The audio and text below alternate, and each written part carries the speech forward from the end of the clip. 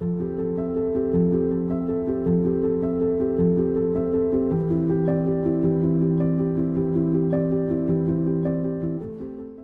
44 is a psalm of lament, of sadness and rejection. But it actually begins with praise and a memory of God's faithfulness to his people. It says this, "God, we have heard with our ears. Our ancestors have told us the work you accomplished in their days, in days long ago in order to plant them. You displaced the nations by your hand in order to settle them.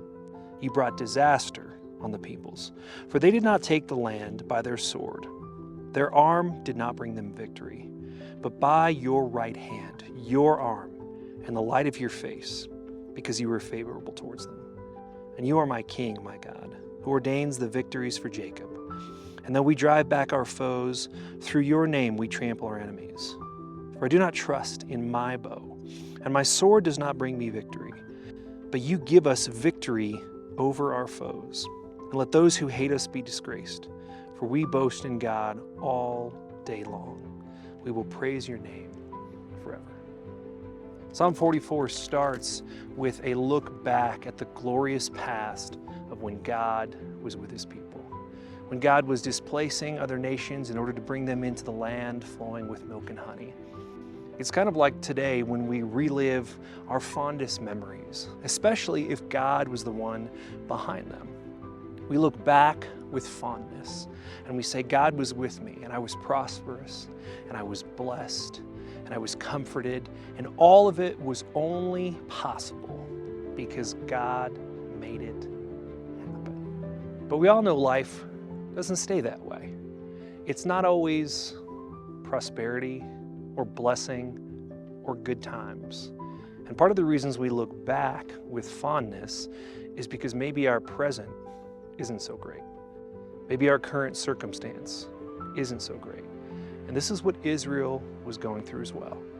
They looked back with gratitude on what God had done through them and for them in bringing them out of Egypt and into a land flowing with milk and honey. He was their God and they were his people. It doesn't stay great forever though. So they say, "But you have rejected and humiliated us. You do not march out with our armies. You make us retreat from our foe, and those who hate us has taken plunder for themselves. Your hand is over us to be eaten like sheep. You scatter us among the nations. You sell your people off. You make us a joke in the nations, and we are disgraced all day long." It's as if God is now distant from them. Before, he seemed to be with them on the road, within their city, within their homes, within their lives, and then slowly it feels like there was distance put between them and God. And you've probably felt this way too. Part of the reason we look back with fondness is because we hope in our present that those times will be good again right now. You know, in Israel's history, they had some great times in the past. They look back to God with gratitude and thankfulness. And in a psalm like 44, which is a psalm of lament, in their present, things are disastrous. God is no longer with them marching out with their armies. He doesn't seem to be present in their everyday prayers or in their temple. He doesn't seem to be around the dinner table as they gather in his name. They feel as if he is distant from them. And here's the question they ask towards the end of Psalm 44. It says, "Wake up, Lord. Why are you sleeping? Get up. Don't reject us forever. Why do you hide from forget all our affliction and our oppression? We have sunk down to the dust, and our bodies cling to the ground. Rise up and help us." It's a psalm of lament that basically says, God, will you show yourself to me, to us, to our city, and to our family, to our group, and to people we know and love and care about. God, don't hide yourself from us. Part of what Israel was after is an uncertain future. They knew the past was glorious because God was with them. It seemed like the present was disastrous.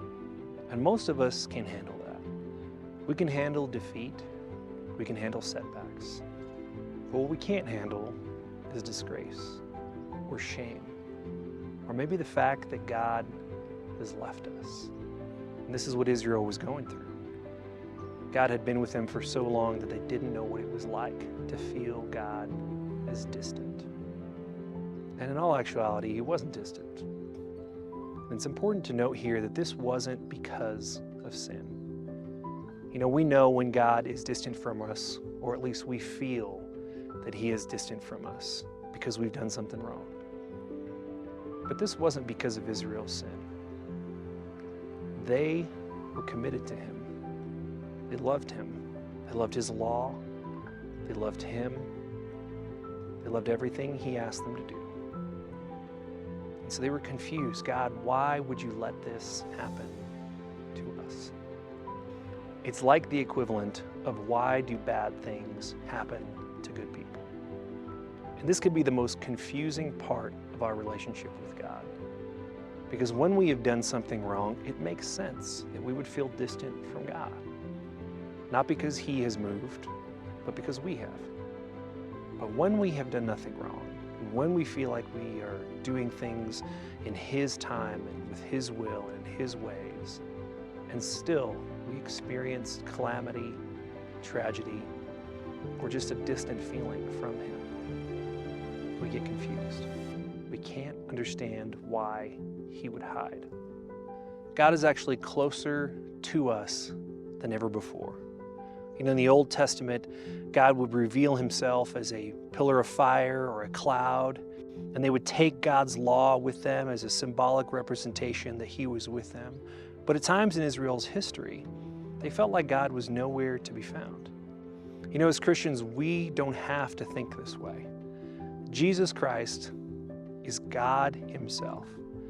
God came to this earth and let himself be seen, to be touched, to be talked with, to eat with the people he loved and cared about.